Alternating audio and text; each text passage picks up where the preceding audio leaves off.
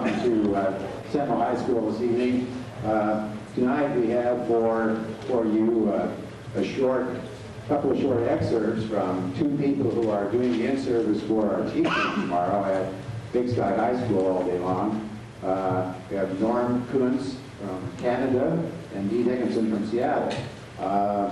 The format tonight will be, we'll have a short presentation from Norm Kuntz, then a brief videotape Norm brought with him, and then Dee Dickinson will give the presentation. Then we'll save some time for questions. So we'll try to keep this we'll go all together, questions and everything under a couple of hours here tonight. So we thought, since these two presenters both are familiar with each other's content and everything, they like to work together. We would combine the groups here this evening so you can have the opportunity to hear both people. Just tell you a little bit briefly about both of these people that we're bringing in here tonight. The idea of PTA here, whose president is Norm Cochran Roberts, is they applied for a grant and are helping to fund Norm's presentation here tonight and tomorrow with that grant from the state. Norm is, I guess, family therapist is what he calls himself here, an educational consultant. He's done lots of work with education and showing how people with all kinds of abilities, when included in the mainstream of education, can live up to their real potential. Norm started out and was in a segregated school for kids with physical disabilities. When he was around 13, he went to a regular school and thereafter completed an honors degree in philosophy at York University and has been involved in integrating special education. He wrote the book, Ready, Willing, and Disabled, about which contains a lot of different suggestions upon how you can incorporate people into the regular mainstream of education. When he graduated, he received the Murray Ross Award for Academic Excellence and Outstanding Contribution to the University. He has a Master of Science degree in Family Therapy at University Guelph. Is that correct pronunciation? University Guelph. A little bit about Dee Dickinson. Dee is the Chief Executive Officer of New Horizons, which is based in Seattle, and it's an international education network. She's taught on all levels, from kindergarten to university, and produced 8 international educational conferences for educational television. There's several publications. Books include Positive Trends in Learning, Creating the Future, and she's co-author of Teaching and Learning Through Multiple Intelligences. And did you co out with this with Marvin Gardner? We worked at Howard Gardner. You worked at Howard. Co-authored with Linda Camp. Okay. All right. So we have somebody here who knows a little bit about what Norm's done previously here in Montana, working with Corvallis School. Doug Cochran Roberts, who's a school psychologist there, can give a little bit of brief information on how Norm has had such an effect on that school. Norm? Doug? Thank you.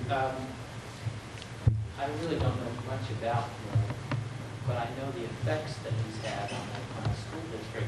He came 3 years ago and spoke to all the teachers and community folks, board members, and even the students, which is kind of when you sit in front of high school students and talk, that's kind of a stretch, and he was willing to do that. And he really touched the hearts of kids and teachers in Corvallis. I think that's been the major thing that he's done for us. This is hard work. Inclusion is hard work. Let no one say it's not. As a psychologist that went there just after he came, I was blessed to be able to see the changes. And I had been a psychologist in the schools for about 10 years before I got there. And I watched all kinds of kids try to cope and adapt to this inclusion. And what I found was all kids benefited from it. But all kids were stretched. And teachers were stretched, and administrators were stretched.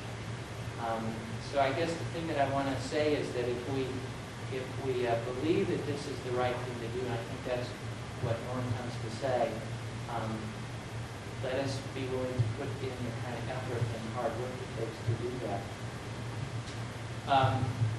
I want to end by, Norm doesn't know this, but we're so happy that Norm came, that one of the parents of our IDEA PTA, who's an artist outside of his regular vocation, put together a print, and we want to give him the first one of many prints, and we also have them for sale for those that would like to buy some. They're going to be donated, the money's going to be donated to help our IDEA PTA and help what we're doing in the school district. So I'm going to give this print to Norman and say, because you're not going to get a chance to see it right now, it is a print of a one-room schoolhouse in the country. And below is the statement, inclusion is not a new idea. And I thought a lot about the one-room schoolhouse being somewhat of a symbol or a reflection of what our classrooms will become over time. That will meet every kid's need at every level. And that's what's hard, because teachers have to teach at different levels. And the one-room schoolhouse teacher knew that the first grader, she had to meet that need as well as the 12th grader. And so with that, I'll give this print to Norm. And maybe you can hold this. All right. And I'll hold the print for just a second. With that, I can tell you that my wife is saying, please don't drop that document. Oh, thank you. Is that beautiful?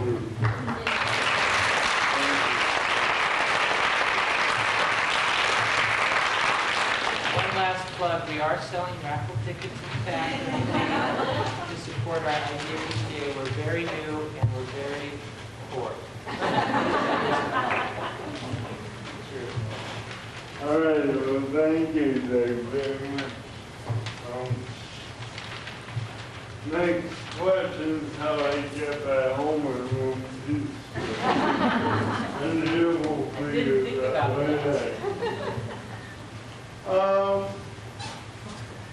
Tonight, what did I do? Because she and I know each other's work.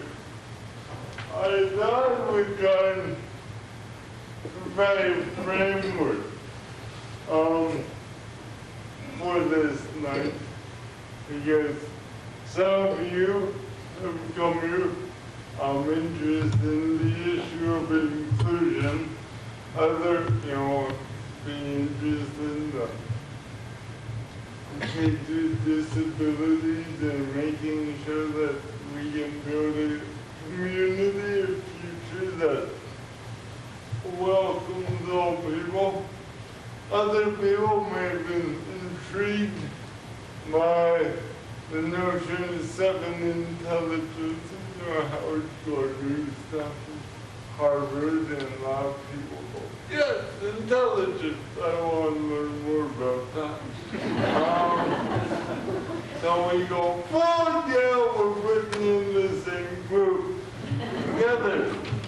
And you're probably wondering, what did the two have together to do with each other? So I'd like to start off by giving you a framework for this evening. I think that they'll fit with these content. It's taken over the last 5 or 10 years. Is this on, by the way? Can you hear me at the back? Is that clear? I was doing a talk about 2 years ago, and halfway through, don't. No, actually, you can keep the very. I was doing a talk about 2 years ago, and halfway through, someone at the back went, I can't hear you! And someone in the front stood up and said, I can! What a great place this is.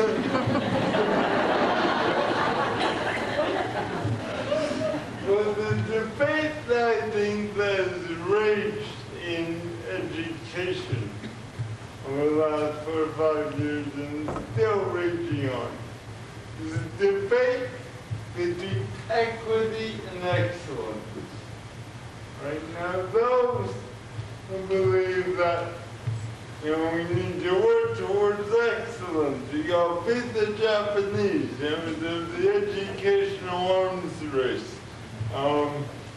But I like to refer to America 2000's Pearl Harbor education policy. We gotta get our kids smart before they bomb the hell out of us.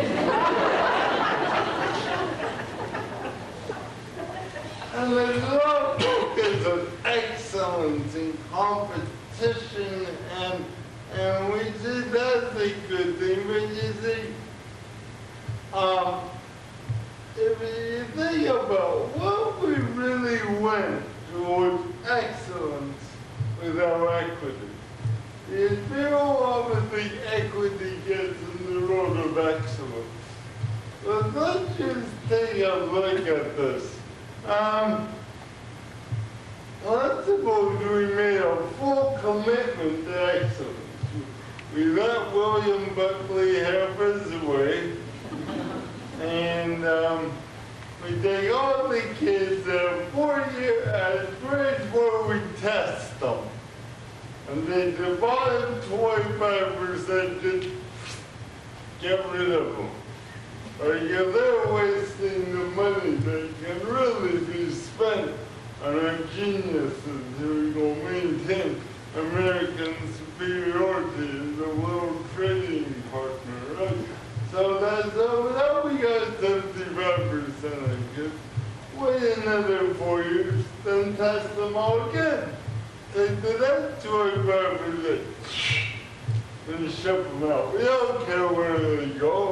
I don't know where you can McDonald's or I don't know. That's not the real issue here. The real issue is to make sure that our money is spent on the kids who can really profit from education. If I really like grade 10, let's do another test. 25% of the kids who don't count, and I'll kick them out. So just think of it. In the last 3 years of school, you have only gifted kids. Only the top kids. Would that be a teacher's dream? All the kids are gone. Right? We just think about a school full of highly motivated kids. Boy, could we kill the Japanese then? That's just look up the American education sort. But of course, teachers forget that when we do that first cut at grade 3, we're also going, when we take all those kids out, we're also going to need a lot fewer teachers. So why don't we test get kids to do evaluations on teachers? And the worst 25% teachers. They're grade 8. When we take more kids out, we're going to have surplus of teachers again. Right? So by grade 10, we can make sure that the intelligences of our young minds are not wasted on that. Less than excellent teachers. So let's take the remaining 20, or the last 25%. So just think of it. And school devoted towards excellence, we would have the top 25% of the teachers teaching the top 25% of teachers. Wouldn't that be wonderful? Oh no, we start to realize something now. In a school like that, there's going to be a whole lot of paranoia. A whole lot of on each other. Teachers stepping on each other, trying to make sure that they hang on to their jobs. Kids fighting, crawling, kicking over each other, trying to hold on to their job or make sure that they get to their job. One picture of social Darwinism. That would be it. That would be the school of excellence. I'm not sure. That school doesn't sound like a quality school to me. That school sure doesn't sound like an environment that would nurture growth, creativity, and experimentation. If anything, that would stagnate learning, because they all be concerned about survival. So excellence without equity leads to paranoia. It leads to elitism. We have to recognize that elitism is a form of social Darwinism. No one is safe. Yet equity without excellence leads to mediocrity. Because if you allow everyone in and have no standards, then schools become glorified babies. So I think very often the two poles are, the excellence people and the equity people are afraid that the others don't take over. Let's introduce a term that's coined by James Fox, terms of equivalence. See, in order to really have excellence, you need equity. Because true excellence occurs when you have all different groups being able to offer what they know to the community. Black people know things white people don't know. Women know things men don't know. White people know things black people don't know. Men know things women don't know. People with disabilities know things that non-handicapped people don't know. We're master innovators. Alright? It always blows my mind to watch non-handicapped people make coffee. They always fill up the coffee pot with water and then pour the water from the coffee pot into the coffee maker. Dumb. Any person with a disability knows that the way you fill up a coffee maker is to take the sprayer off the sink and fill up the coffee maker. Right? Whether you look at healthy organizations, healthy families, healthy communities, what makes them excellent is they use the diversity. They value the diversity of its members. Equity ensures that the full range of diversity. So I think, so let me run this in slightly different way. All of you will no doubt remember Maslow's hierarchy needs. You probably took this in Psychology 101, as I didn't study it ad nauseum. I won't go into any great depth.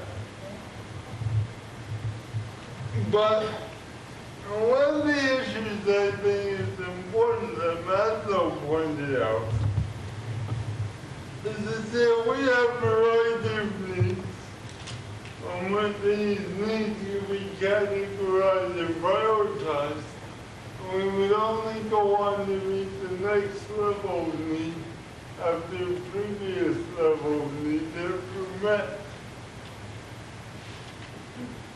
one of the implications of Maslow's hierarchy of needs, and I'm just going to skip over when you go over to the idea that right after physiological and safety came belonging, community. And Maslow believed that only when we make or get a sense of belonging do we then develop the groundwork from which to build their self-esteem. Whether that was their achievement, recognition, mastery, and respect. See, what we've forgotten that in our society, in our rush to be number one, to be excellent, to improve ourselves, we've seen community is also almost an impediment, something that gets in our road. And what we said, I think, is inadvertently inverted the secondary levels of Maslow's hierarchy. So, I think the way our society and our schools work is in some ways like this. We take physiological and safety needs for granted. We assume that they get met somewhere. Not quite sure. But that's not really the school's job. But when kids come into school, they're expected to learn. They're expected to achieve. And we believe that learning and achievement will lead to their self-esteem. And once they have the learning and the achievement and the self-esteem, then they'll become contributing members to our society. So what we've done, I think, in our society is taken this whole notion of belonging and changed it from an inherent basic need, from a fundamental given in our lives, into something that we feel we have to earn. Because in our society, we don't value diversity. We value perfection. We value uniformity. And we make that the criteria for belonging.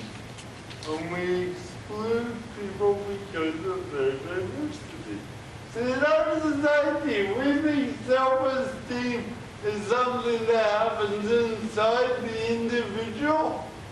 So when you have low self-esteem, that means something's wrong with you. Either your family told you stuff that's still kicking around in your brain, or you're bad scripts, or whatever, right? But we think there's something wrong with us. I live out in the west coast of Vancouver Island, and I know our area makes a fortune. People are spending thousands of dollars to take week-long New Age workshops in islands up in BC, right? Work on their self-esteem, right? They come back a week later going, I like myself, I am worth it, and I like myself. Well, we forgot there's something that every one of us knows at a very deep level. And that self-esteem comes about naturally, easily, and completely when we are among others, where we feel valued and where we feel we belong. So if we want to look at creating quality schools, and that's really a misnomer, this whole idea of creating quality schools. You know what, we already have my wife and I work in districts right across from Alaska to Puerto Rico. And every school district, you have the same spectrum of schools. You walk into some schools and you just feel the energy, the excitement, the buzz in the room and the school. And you know learning is going on there. You can walk into another school, same district, and you walk in 2 minutes and you feel the energy. And you walk in and say, uh-oh, I think I just graded you after class high. Right? So, but when you ask teachers, what makes this school a really wonderful school to be in? And what they always say? They always say the administration ability to create a sense of belonging, among the staff, so they in turn can create that opportunity to prosper. Because it's unfair and naive and silly to expect teachers to value kids and the greatest sense of belonging when they themselves don't feel valued. When they themselves don't feel a sense of belonging. So if we really want to look at quality education, I say the central question that we have to ask ourselves is how we create belonging.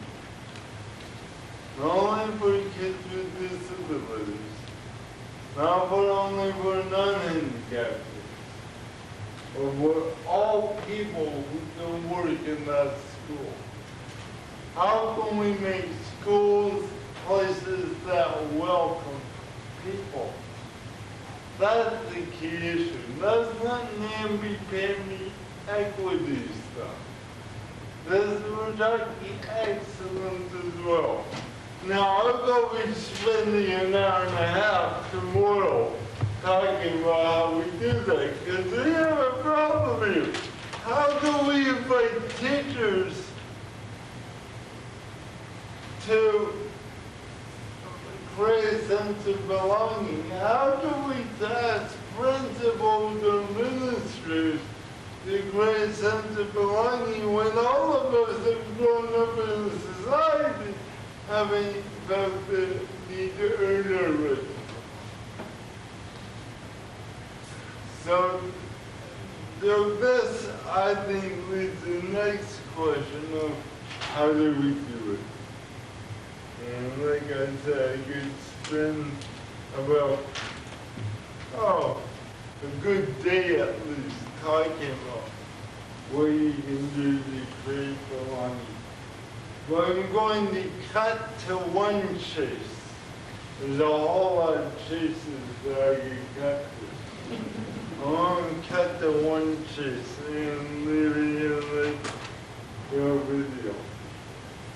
Our ability to create a sense of belonging lies in our ability to value diversity.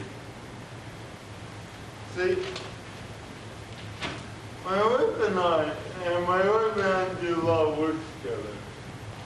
I've been spending a lot of time thinking about how we deal with diversity. Because diversity is something that always is so scary because it's the unknown. And I think we generally have 4 responses to diversity. The first one is marginalization. Take that which is different and remove it. If they all the black kids, put them over there. Take all the old people, put them over there. Take all the handicapped people, put them over there. And that's marginal, and then we'll be okay. Because I've already pointed out that that type of thinking leads to social Darwinism. Because the implicit message in that is when am I going to be marginalized? When am I going to screw up and I get kicked out? Alright? So we realize, okay, we can't do that. Besides, it's not nice to handicap people to kick them out. After all, what would Jerry Lewis say about us?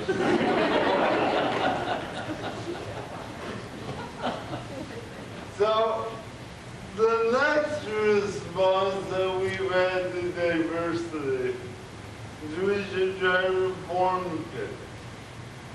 And the idea is you can be like us, but you have to be with us. Sorry, you can be with us, but you have to be like us first. So all you kids with disabilities, you can come and be in our schools, but you gotta learn how to walk like us and talk like us. And you black kids, yeah, you can come into our school, but you gotta learn how to walk white. Alright? But again, that's sort of seems being prejudiced and now the Arab Bill and Hillary, you can't really do that. So now we're exhorted to be tolerant, right? But I don't know about you.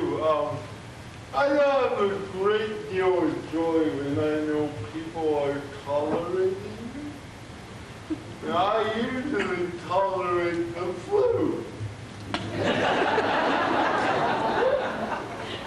But there are, I think, two expressions of tolerance.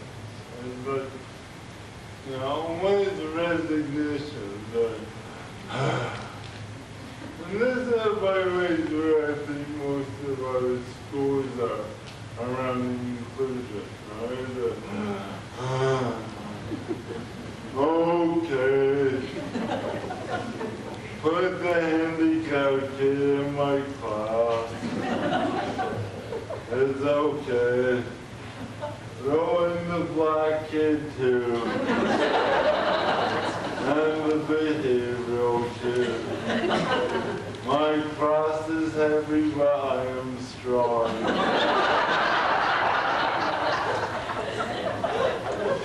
But then we get into it, and lo and behold, we find the payoff.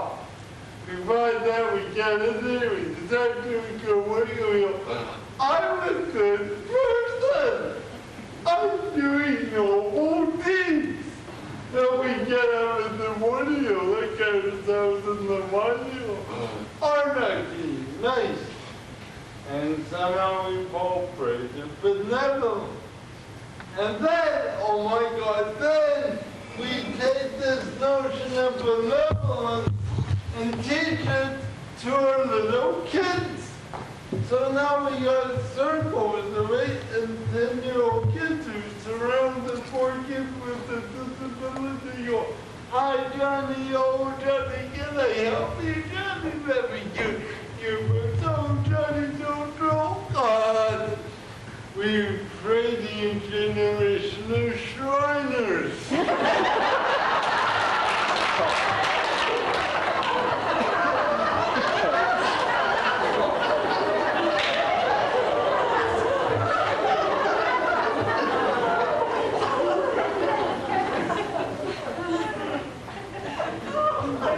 No. When we start to create belonging, the fundamental cornerstone of creating belonging, the fundamental cornerstone of equivalence, is when we begin to value diversity.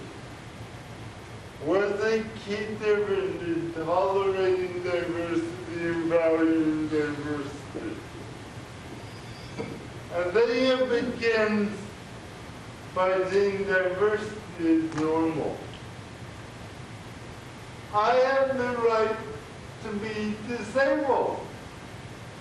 I am not broken. Alright? The way I talk and walk is different, albeit, but cerebral palsy reflects the diversity of of our human community. There have always been people with cerebral palsy in humanity. There have always been people with mental disabilities. That's who we are as a culture. We are different races with different priorities in our life, with different sexual orientation.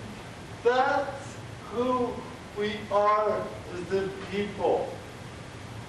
Where in the name of God do we get this notion?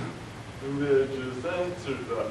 But that we all have to be one way, and that one way is better or more normal. See, everyone has something to offer. Secondly, the recognition of equal worth, and that there'll be a reciprocal or mutual benefit. And here goes like the closing show video. Let me take over. Very often inclusion is seen as something we can do for kids with disabilities. But more and more people are realizing that even teachers come out of the process being far more the receiver than the giver. And when you talk to them about what they've received, it's a recognition of being able, and they can't put into words, I'm going to try and do that, but they begin to see past the disability. They begin to see people in different ways, and they can't really explain that. But here's the way I'd like to explain that, what happens. And the old notion I dug out of a book written in 1964, it got reprinted in 75. And the notion of disability spread. And disability spread is not a form of margarine in the easy opening container. It is this. If I were to describe who I was as a person, I describe myself like that. Alright? One small part of me is a disability. Alright? But the other one's more, I'm also male, I'm also Canadian, I have a certain education background, etc. But what happens is that when people see me in the community, people make assumptions about who I am as a person because of my disability. And then suddenly the disability becomes 9/10 of who I am. If you're not familiar with a kid with Down syndrome, you don't come into your class. That's how you're going to see this kid in September. What blows teachers' minds is that in the first 4 months of having that kid in their class, the disability starts to shrink. Alright? And they recognize that the Down syndrome is only one small part of who this kid is. And 9/10 of that 9-year-old with Down syndrome is a 9-year-old. And then suddenly all that fear you've had for all your life, this, I think, is the key to learning how we deal with diversity. Because you can take that word disability and you can substitute a variety of things. You can substitute learning disability, you can do the giftedness, you can go for African American heritage, you can put low income, you can put right-wing Christian, you can put left-wing socialist, you put everything there. You see, very often we get scared of diversity. And we make that, we almost see that person embodying that diversity. If we can learn how to take the story from the stranger, to use their imagination and say, what story lies in this person? And how does your story as a person overlap my story? And you know what? The diversity starts to shrink. And I think when people who are African American, I realized something. They're really curious about my disability. And I'm really curious about their experience being Black in America. But we're not allowed to say that because that's not being polite. But once we do that, and once we really allow ourselves the opportunity to know the story in the stranger, lo and behold, we find that our stories overlap and we have commonality. And then we finally have more in common. So let me end by saying this.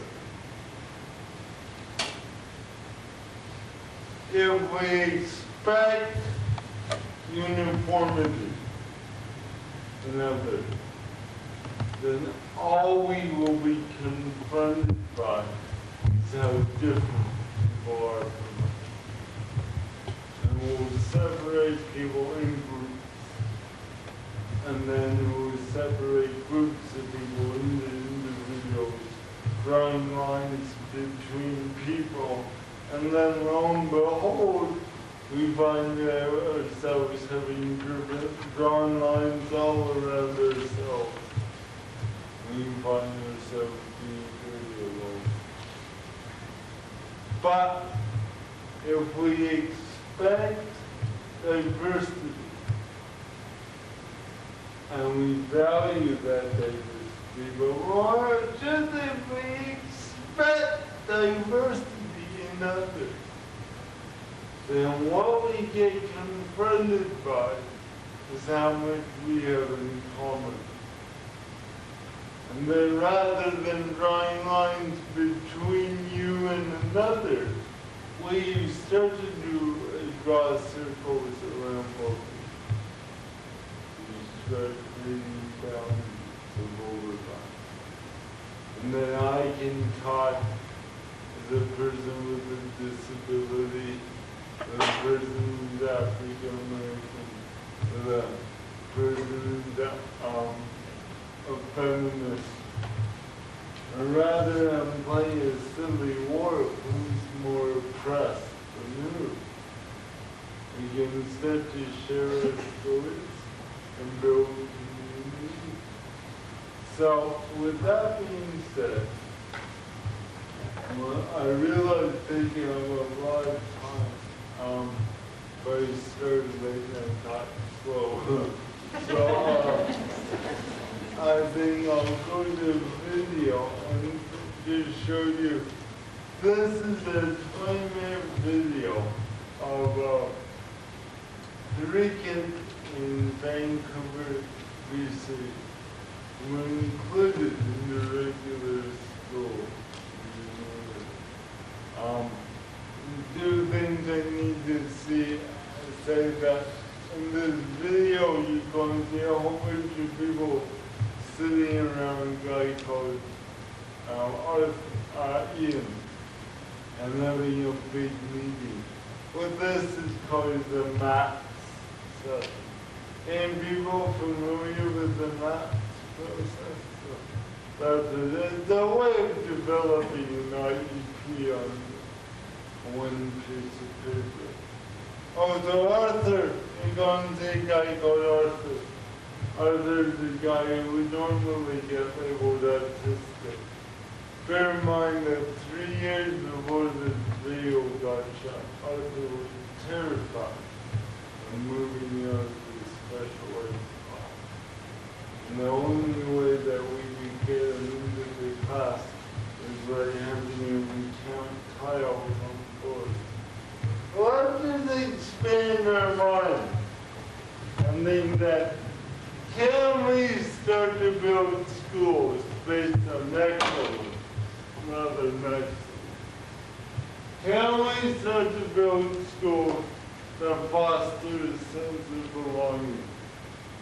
And can we begin to build schools that don't just tolerate diversity as a New England moral liberal movement, which is grounded in benevolence, but actually value diversity and seeing something that they can offer us rather than something we need to do. So let's show this movie and now just unveil until Having a child with special needs is no different than having any other child in the classroom. I basically have 21 students with special needs.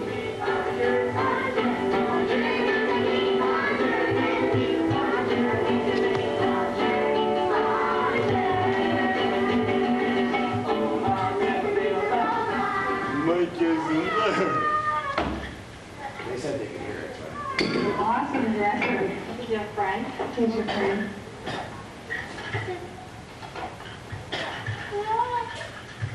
Anything else about Ian that we should know? Wins everybody's heart. He wins everybody's heart. His personality. Okay. Are there any of those that are real important? Which ones do you think are really important? They really say who Ian is and describe him really well. Sensitive. He's sensitive. Can you give an example? Well, he responds. Yeah. He responds to touch and he responds to sounds. So you get some communication without voice. He cries when other people cry. He cries when other people cry. He's sensitive that way. Is Ian? He's just Ian. Okay. Ian has been in our classroom for just about a year now in his neighborhood school. And a couple of months ago, some of the children started to walk to school with him. And it was at that time that we realized that he really did have a circle of friends and was really part of our classroom in our school. Tree can be a different kind of plant. It doesn't talk to you, but you know it likes you because it gives you apples or pears or cherries, or sometimes a place to swing. I will care of you in a special way. When Ian joined our class, I wondered whether I should have a parent meeting to talk to parents about time that may be taken away from their child. And in fact, the children talked to their parents and really welcomed Ian as a member of their class, and there was no problem that needed to be solved.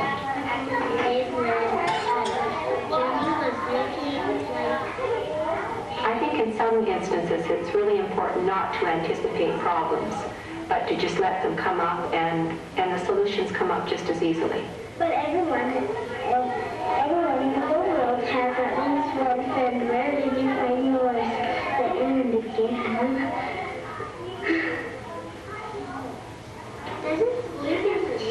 Oh, your body. You're cheap, Lisa. I think Lisa needs to work and learn with others in a social setting, just as all children do.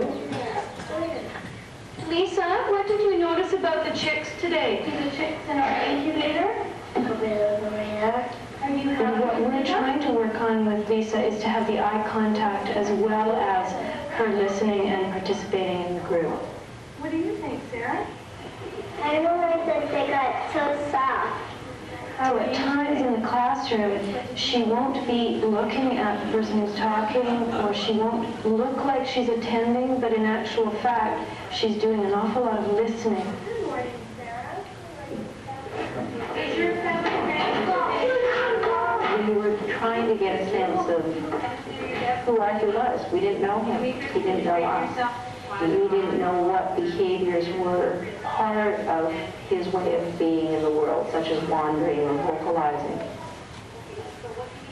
First of all, what we need is Arthur to be quiet. What Arthur may get out of an activity or one of the other children get out of the activity will vary. So you're going to have to make these connect through your pulley system somehow. Is this the gate that's going to connect? Okay. And this gate that comes down. Well, that's what that's going to move, and also the top. By providing a similar activity, you know that they will all have that experience to build upon. So it gives you a foundation that is a common ground.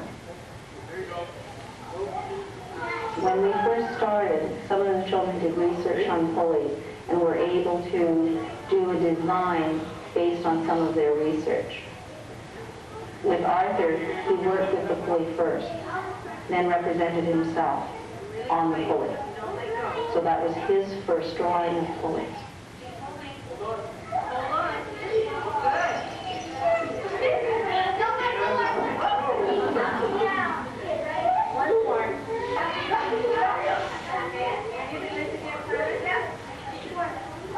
Let's put the pictures right here for Lisa. I believe that Lisa needs many opportunities to try and work at her level of development, and also many adaptations in order to help her to do that. Good morning to the rooster.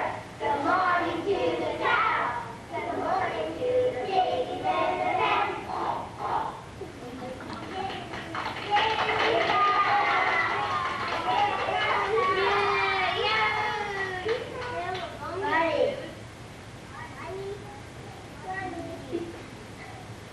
We've already talked about who is Ian and his dreams and his strengths and gifts.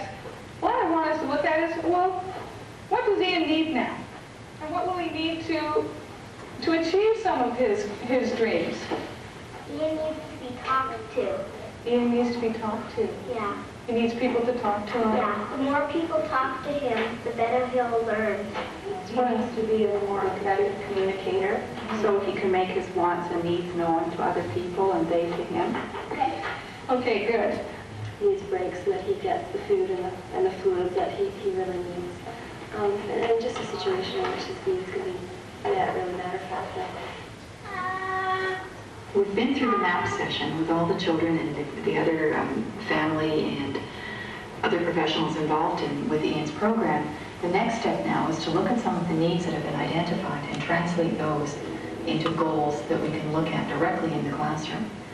So the one that was looked at first was to be an effective communicator. So how can we translate that now into some goals that we can work on throughout the day?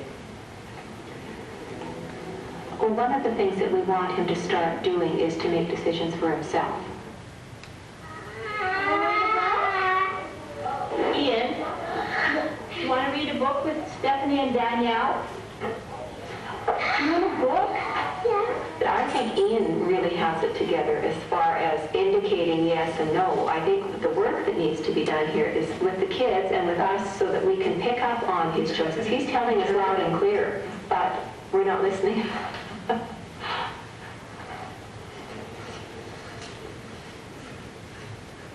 We could work on teaching the children to give him two choices and then have them ask him, what would you like to do? And wait for a response. And wait.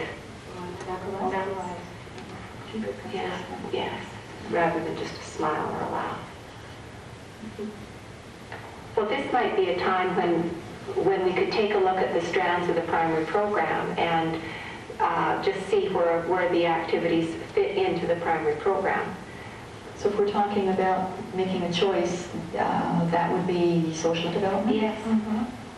Well, I think physical development comes into it as well, because as he becomes more... Can you make that up? We sat down together as a group at the beginning of the year, and we talked about ways that we could help our classroom run smoothly together. So I kind of gave him a little air pocket by hatching the shell. And if you have a quick look around, you can, or we'll pass it around, and we'll be very gentle with We worked on helping all of the children learn what to do when someone's bugging them. And it's not what to do when Lisa's bugging them, it's what to do when anyone's bugging you. No, Lisa.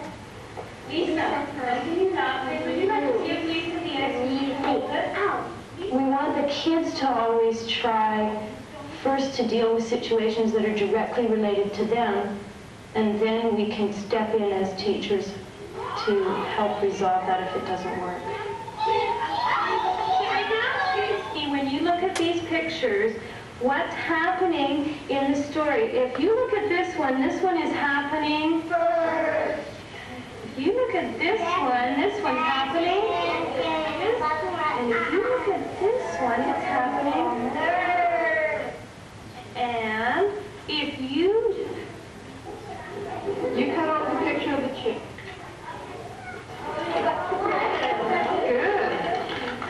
As she modeled the other children's behaviors, as she modeled their activities, she began to see how the flow of the classroom progressed, and she very much became part of that flow.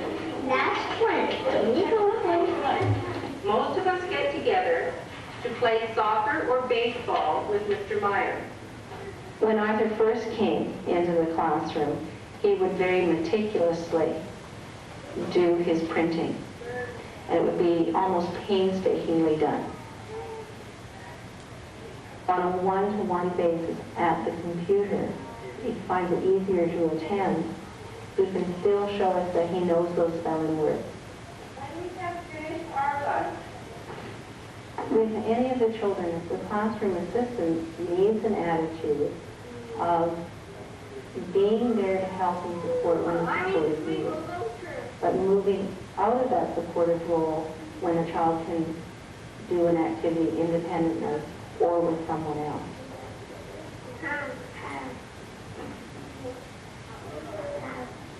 We debated about what we would do with center time. After thinking about this a while, Dee and I decided that we'd take a bit of a risk and make Ian a center himself. When the children choose Ian's center during center time, it gives a really good opportunity for a cooperative learning group. Stephanie has more expertise in reading, so she reads the book, and in doing so, helps Danielle with her reading skills, using Ian's materials, and Ian has an opportunity to practice the vocalizing of the yes and no choice making.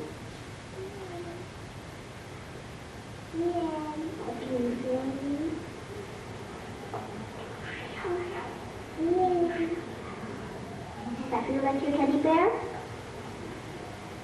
You like that?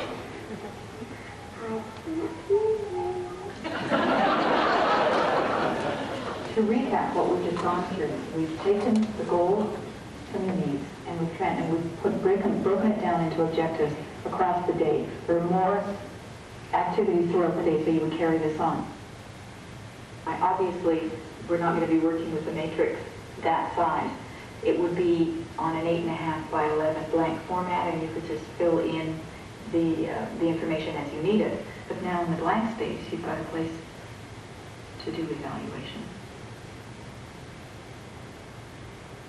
You could write anecdotal comments. You could put your data down in here. How many times did he actually use the head switcher, or how many times did he actually indicate a choice? So you've got essentially an individualized educational program all on one piece of paper.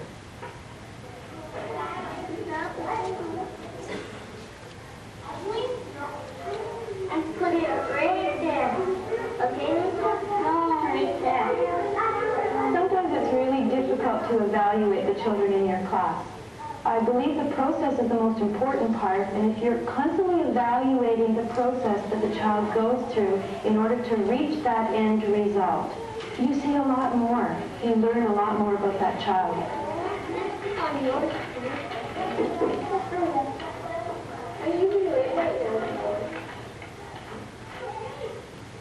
With the geo shapes, everyone made one type of shape. but then they contributed that to each person at their group. And for Arthur, that is really quite an accomplishment to recognize their shapes, know what they're called, be able to draw them and label them. So that was a wonderful level of work for Arthur to have.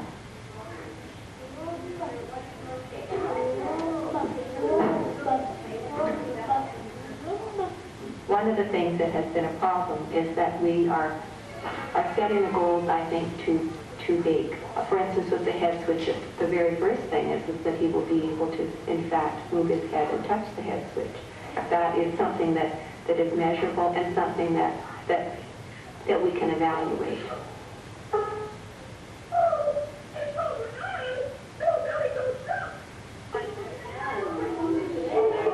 It's really important to take a look at the programming and make the programming adjust and fit to the children that are coming into it. It worked for Ian because we didn't ask why, but we said how are we going to do it, and it worked. What do we need to do? He has provided a wonderful opportunity to bring out the very best in all of the other children in the classroom. How can children work together cooperatively where it's not doing something for someone else, it's actually helping them do it for themselves?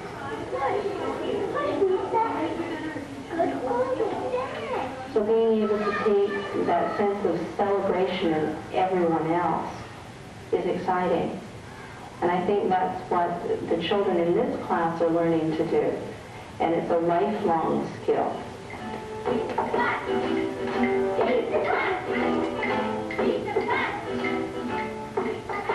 It is a child-centered program where children can actively use hands-on materials, having an environment that is language-based. That type of philosophy that the new primary program is based on is exactly what helps all children learn.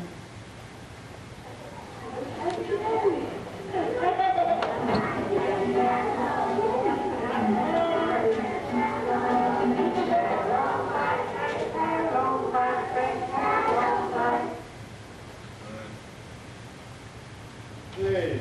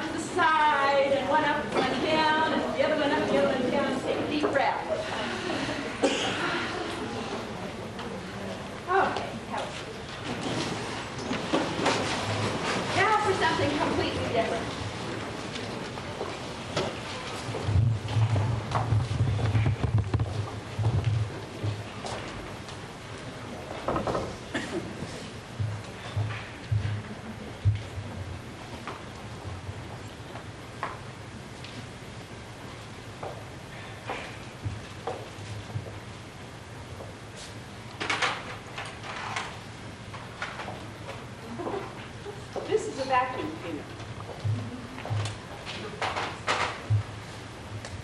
Its source of energy is the electric plug that I have plugged into here. It's a fairly simple piece of technology, but a very efficient one.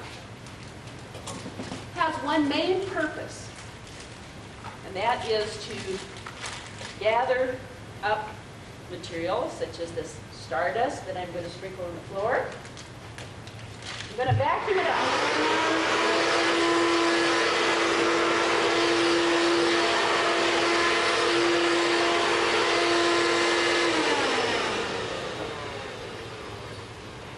And lo and behold, what I vacuumed up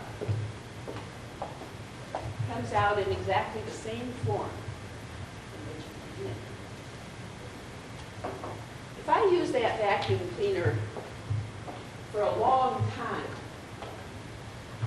it will either break or eventually wear out, and it will have to be replaced. This is the human brain. Unlike the vacuum cleaner, its source of energy is the blood supply, which furnishes the brain with oxygen and glucose.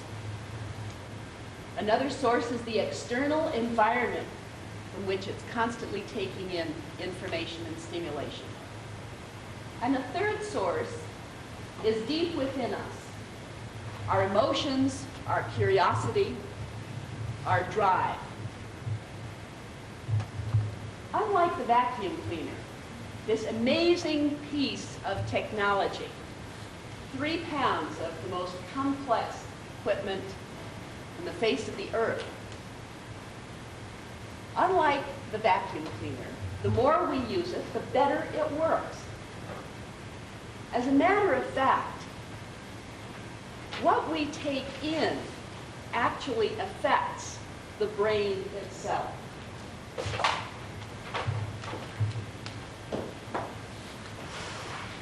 We may take in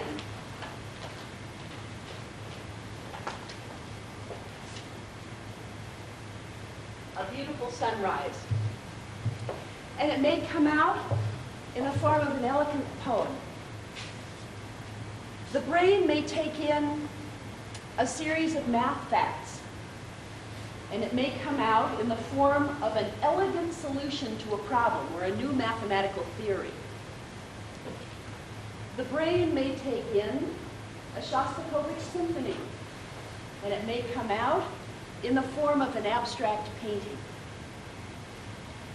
The brain may take in the experience of a lifetime, and it may come out in the form of a novel or an autobiography.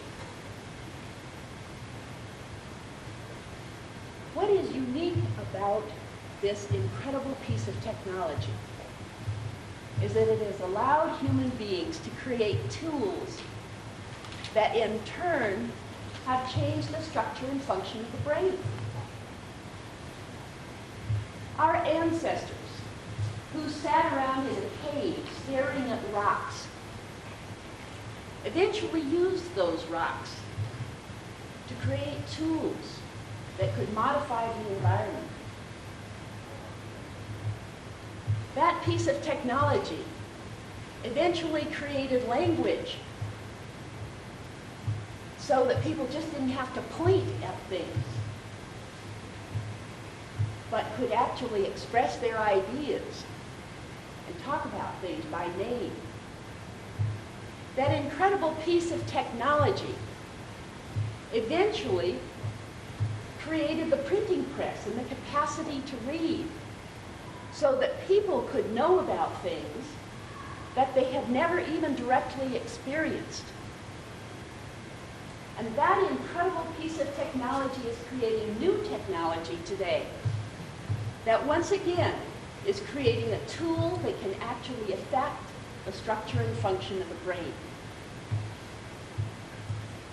Something that has only been known for the last 25 or 30 years is that what we take in, how we take it in, can actually affect the physiology of the brain itself. In fact, the human brain can continue to grow and become more developed throughout our lifetime, as long as there are certain conditions. Neurophysiologists such as Marion Diamond of Berkeley has proved conclusively that learning and experience change the physiology of the brain, and that there are certain conditions in which that best happens. We know that when we are born, we have billions of neurons. We don't add new neurons, but throughout our lives, we can continue to make new connections between those neurons, which literally are the hardware of intelligence. And that hardware can continue to grow and develop as long as we are in environments that are positive and nurturing and stimulating and that encourage interaction and response. Those are the kinds of environments that Norman was talking about, that are warm and loving and supportive. They are the kinds of environments that are stimulating, that are always offering new challenges and new opportunities. And they are the kinds of environments in which there is an opportunity to interact with other people and with the subjects that we are learning. Now, is it possible to teach intelligence? Can people throughout their lifetime become more able? Can they change cognitively? If the answer to that question is no, then we should teach like vacuum cleaners function. That is, we should teach people facts and information and test them to make sure that what comes out in exactly the same form in which it went in. If the answer to that question is yes, then we should teach in the home as well as the classroom in ways that encourage students to use all of their intelligences, many different kinds of ways of learning, to learn information and facts and skills faster, so that then they can move on to the real experience of learning, which is how to apply what has been learned in creative, innovative, or just plain practical ways.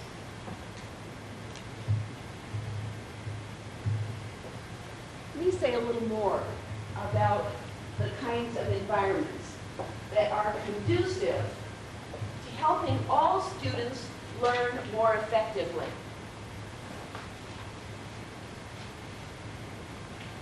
And to repeat first, something that Reuben Feuerstein, who is the great pioneer in the teaching of intelligence, an Israeli cognitive psychologist, who says intelligence is not a static structure, but an open, dynamic system that can continue to develop as long as we live. Feuerstein began his work as a protege of Piaget, teaching profoundly retarded individuals who had been brought to him from impoverished conditions in North Africa and out of the Holocaust in Europe. He was literally able to teach intelligence, changing IQ. The psychological and educational establishments still have difficulty believing that that is true. And yet there is incontestable proof that it is. And Feuerstein's work is now being used throughout every age and ability level. Well, let's look at the work of someone else in terms of the kinds of environments that make that possible. There's a psychologist, a behavioral psychologist at the University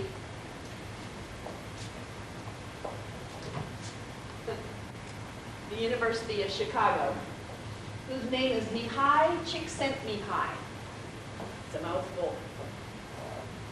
He has written a number of books on what he calls flow states, that is, peak experiences that many of us experience randomly in our lives. When we have that marvelous experience of, oh, when what we are doing and how we are doing it and what we are producing all merge. It might be in the middle of a tennis game, when all of a sudden the game seems to slow down and you have all the time in the world to get your ball just exactly where you want it to go. Quarterbacks have that experience. Numbers of times we've heard quarterbacks talk about how they're running down the field toward the goal post, and all of a sudden the game seems to go into slow motion. And there they are, running down the field with the ball under their arm, and they have all the time in the world to